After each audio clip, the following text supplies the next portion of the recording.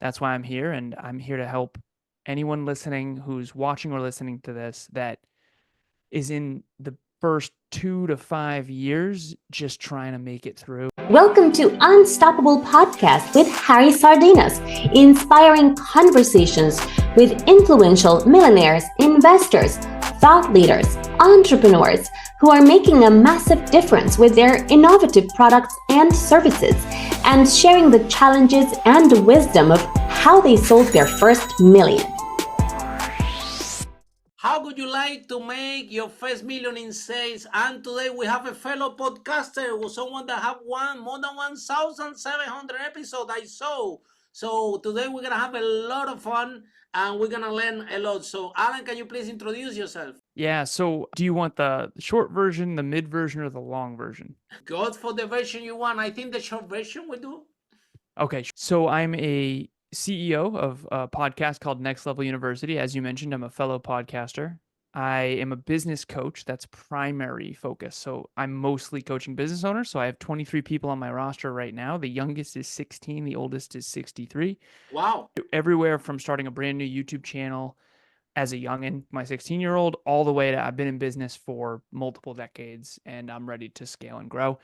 And it's been massively fascinating to learn from people all over the world, all different cultures, all different backgrounds, all different industries, all different types of businesses, and just to see what the 21st century has in store for everybody. Because quite frankly, business is, the principles are the same, but the way you apply those principles are completely different now, particularly after COVID when everything's virtual. So I have a 23-person team, and business leadership and effective communication are the three main things I do. And so that's why I'm here, and I'm here to help anyone listening who's watching or listening to this that is in the first 2 to 5 years just trying to make it through, trying to make a brand, trying to build a real business.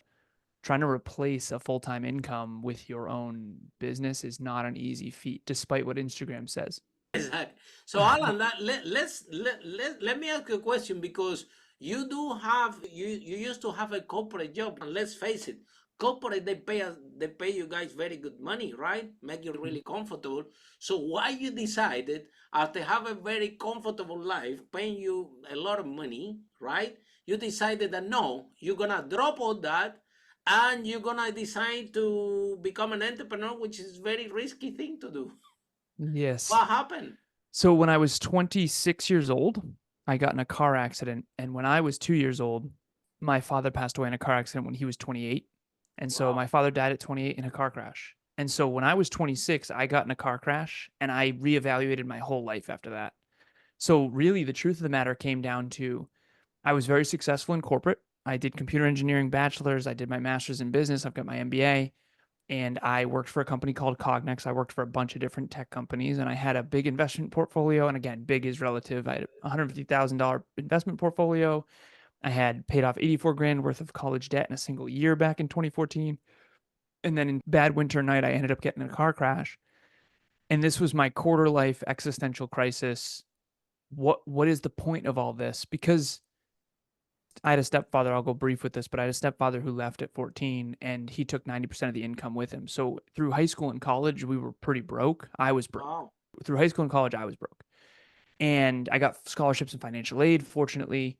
So I was able to go to school. My mom helped out a bit too.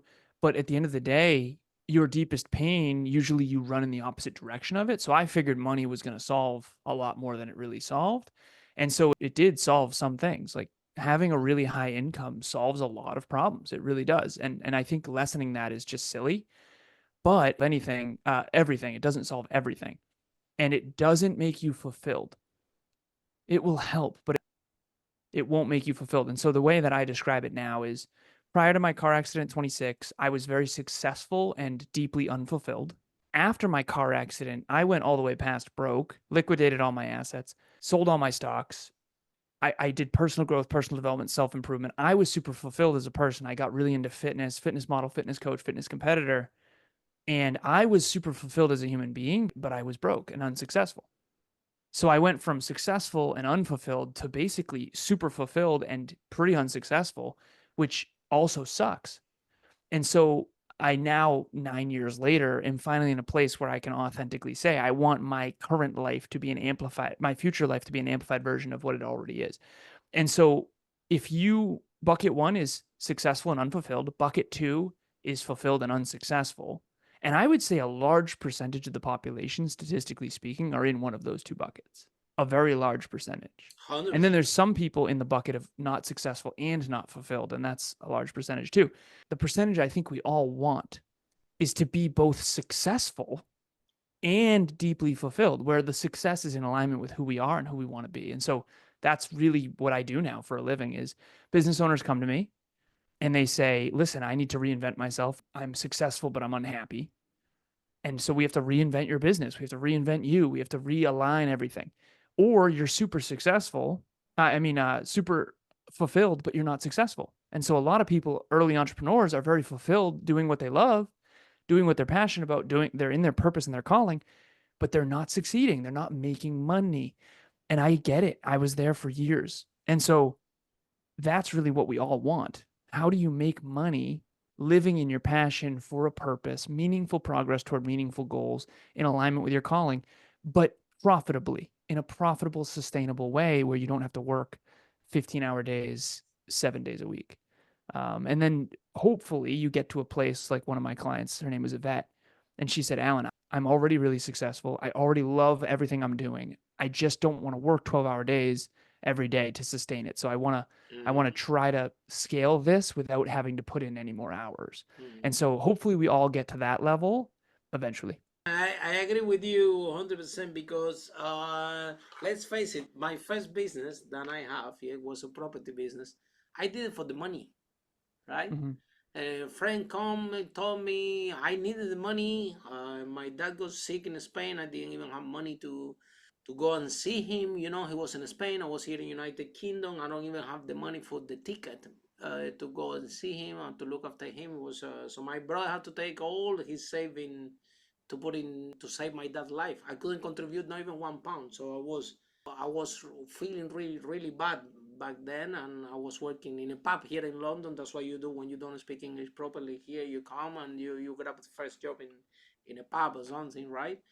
So I was so angry with myself that I didn't have money. And then I have a friend that told me, Harry, the real estate you make good money, and he was doing it, and he told me a little bit, and I started my business from real estate literally for the money, right? Mm-hmm. And yeah, this we managed to sell over 5 million doing this business, don't get me wrong, but eventually it was because I was doing it for the money. The money was there, but the fulfillment was not there. Mm-hmm. Exactly what you were saying.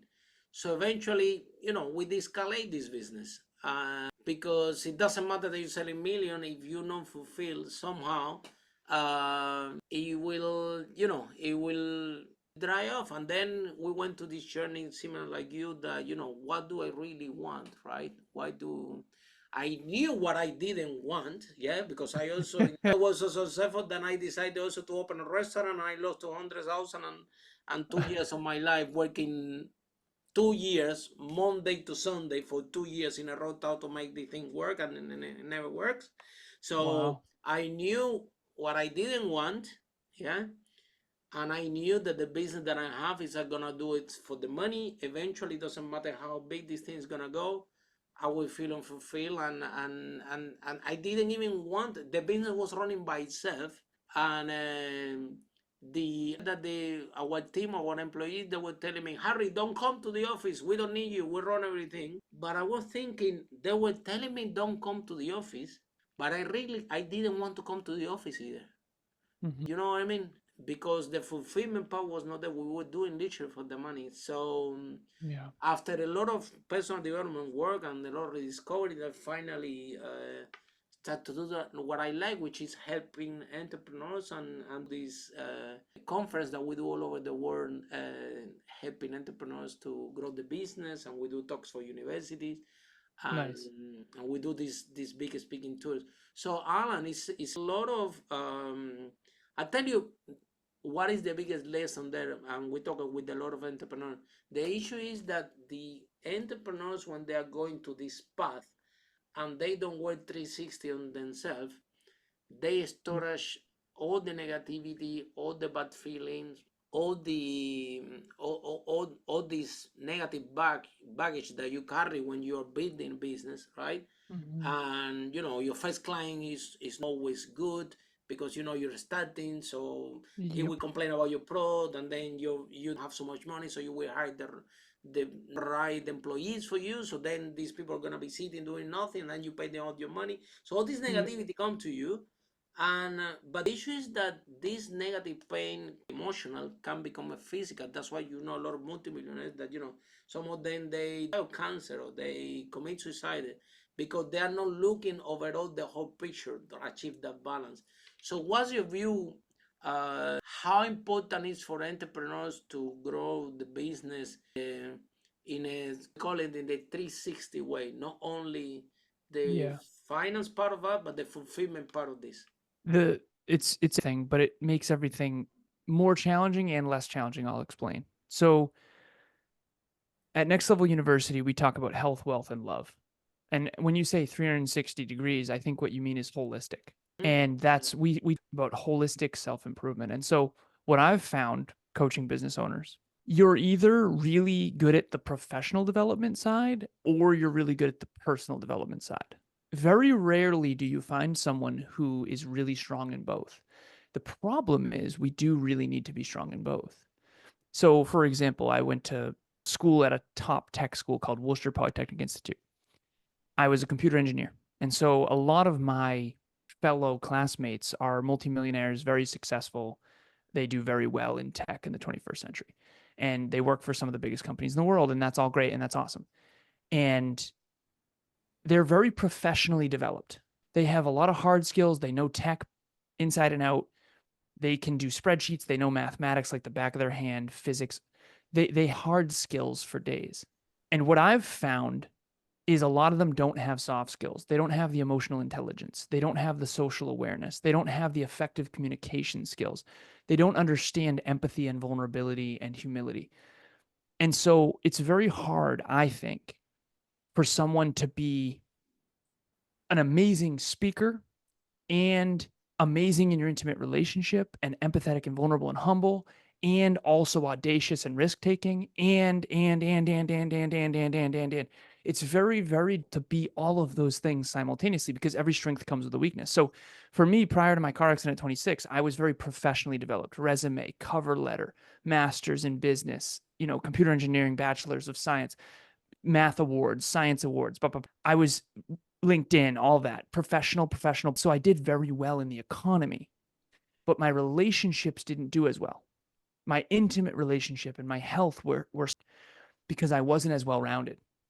And so it's this weird thing where we live in a world of specialization. You need to be unreasonably good at a couple things in the marketplace. I always joke, I say Apple should not sell energy drinks and Red Bull should not sell computers. And that's true, right? You have to be specialized in the marketplace, right? Leonardo DiCaprio is an actor. He's not good at much else, and that's okay. He's an actor. And in the marketplace, that's great. In your marriage, in your intimate relationship with your kids, with your friends in your family, with clients, colleagues, mentors, mentees, leading a team, you better be well-rounded and you better be well-rounded quick. And so I think business is about these two main things. One of them is numbers and metrics and structure and discipline and systems and hard skills and competence. Over here, it's social, it's relationships, it's authenticity, it's integrity, it's vulnerability, it's humility, it's emotional intelligence. And it's very hard to have both. I think in the 21st century in particular, you have to be righty and lefty. You have to be ambidextrous, and it's super difficult to do that. And then the last piece of this is there's a incubator program called Y Combinator. I applied back in 2012 when I started my first business. Follow us for more interviews with world's most influential, audacious entrepreneurs that overcame challenges and adversity, providing you with the blueprint of how they sold their first million so you can grow your business exponentially.